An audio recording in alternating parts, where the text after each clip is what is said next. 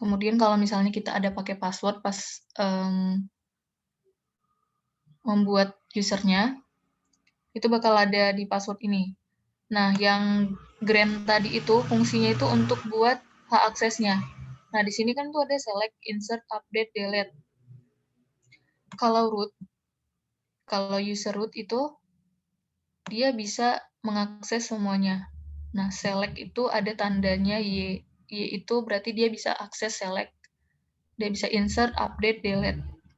Jadi semuanya kalau root itu bisa mengakses semuanya. Tuh, kalau misalnya kalian mau buat select atau insert aja berarti itu nanti di minggu depan grant. Oke, itu untuk nampilin user yang ada. Berarti di sini udah ada root, terus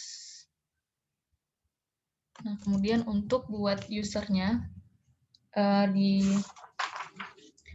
modul juga udah ada query-nya create user.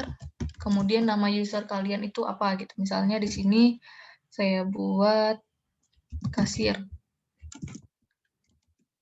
Kemudian add. Nah, add ini di sini itu fungsinya hostnya ini. Jadi itu menunjukkan kalau user itu bisa melakukan koneksi dari mana gitu. Jadi biasanya itu pakai localhost, tapi kalau misalnya kalian mau pakai IP juga bisa. Jadi disesuaikan sama IP yang ada di laptop masing-masing gitu. Kalau misalnya IP yang lain pastinya nggak bisa masuk. Itu keuntungannya gitu. Atau juga bisa yang tadi di modul itu ada tanda persen. Nah, persen ini maksudnya semua host itu bisa gitu. Jadi nggak dilihat dari host mana. Jadi semuanya bisa koneksi langsung ke database. Tapi ini bahaya ketika kalau misalnya ada orang asing misalnya mengakses database itu, jadi dia bisa mengubah-ubah database-nya karena dia bisa masuk dari mana aja. Jadi di sini coba kita pakainya localhost aja.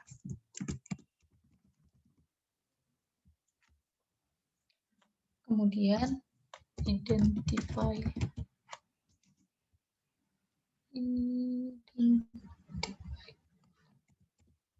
Oke, di sini password-nya. Nah, password-nya ini kalau root biasanya kan boleh kosong juga.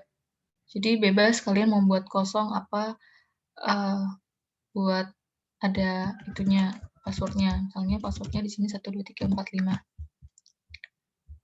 Oke, kita coba jalanin. Oke, sukses ya. Untuk melihatnya kita bisa gunain yang ini tadi, select bintang from MySQL user.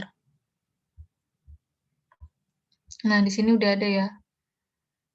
Nama usernya tadi kasir, kemudian hostnya kita pakai localhost, kemudian ini passwordnya. Jadi passwordnya itu jadi berubah.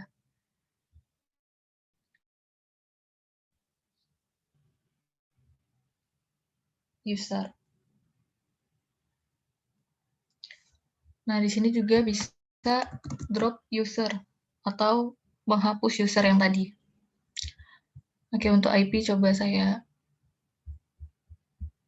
ya pakai IV. Nah,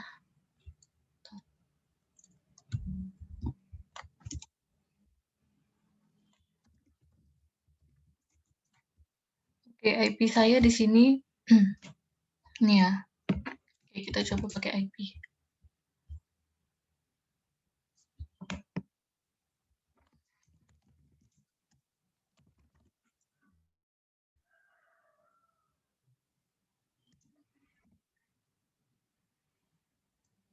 Misalnya admin add IP-nya, kemudian identify by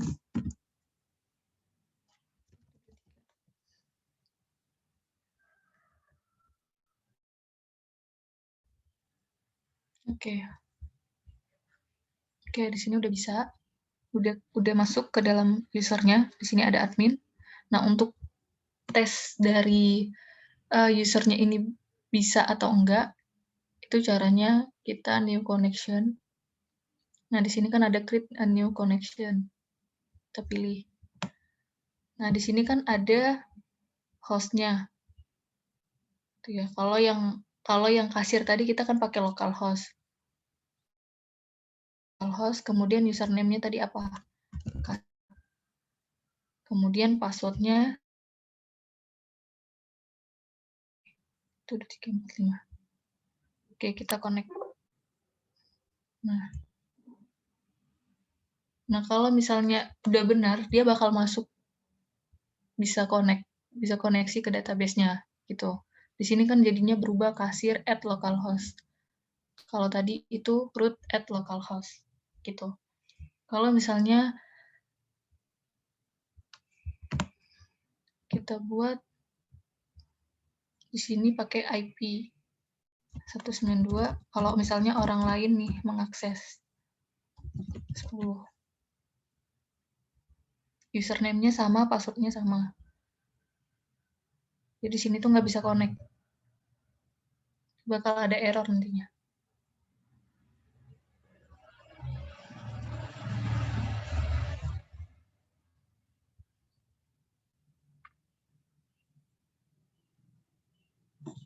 Oke, lama ya. Oke, dia nggak bisa connect ya. Can connect to MySQL server on Windows 1. Jadi hostnya itu harus disesuaikan sama yang kalian buat.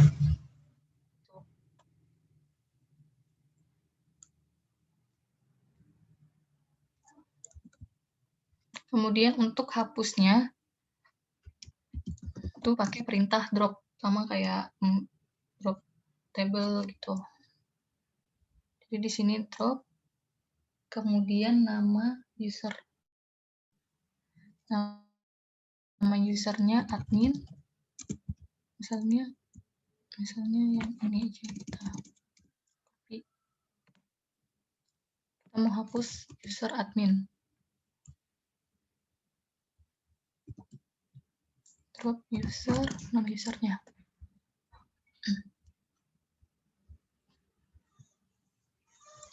Oke, di sini sukses ya. Oke, kita lihat di select bintang from. Oke, di sini nggak ada lagi admin. Adminnya udah hapus.